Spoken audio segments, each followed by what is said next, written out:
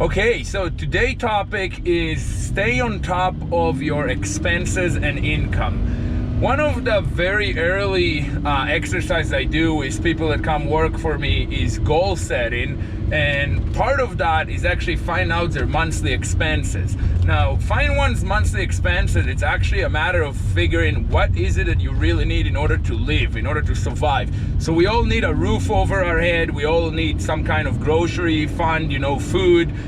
Most of us probably need a cell phone bill. If you have a cars and car insurance, gas. Your elementary general monthly expenses.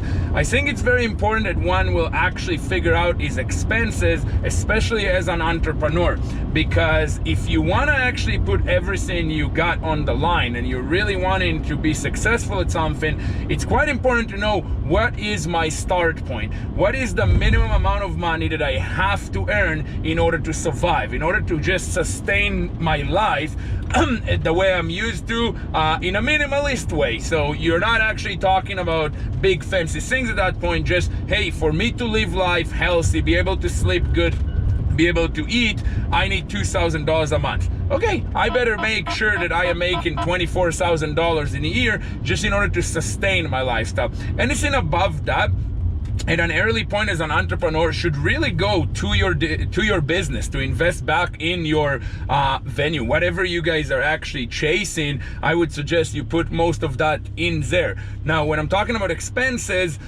you don't buy nice cars because you started making big money. First, you really want to make sure you solidify your expenses, meaning ideally go and create a passive income that no matter what happens, your $2,000 a month expenses is covered. $2,000, of course, is pretty minimalist, but whatever that number might be. So being smart with your expenses and income, I think, is quite an important concept when you're going into business. Because say you're making $100,000 or you manage to save $100,000, to go and spend the whole $100,000 on a car might be reckless, right? So I would like to suggest maybe put things in perspective. Hey, if I can save $100,000 a year after 3 years of successfully investing $100,000 worth of savings, hey, on the fourth year, I'm okay to actually just take $100,000 and spoil myself and then go and actually have something that is really not as productive, if you may call it.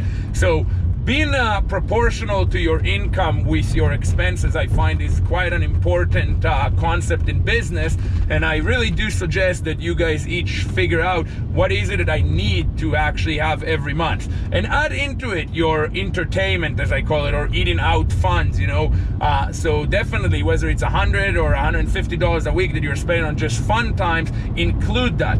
But once you find it's almost like your magic number that I need every month in order to live a certain way, well, you can really build above that and budget better, whether it's your business or your idea you're pushing or whatever it is. So that's it for this short topic here.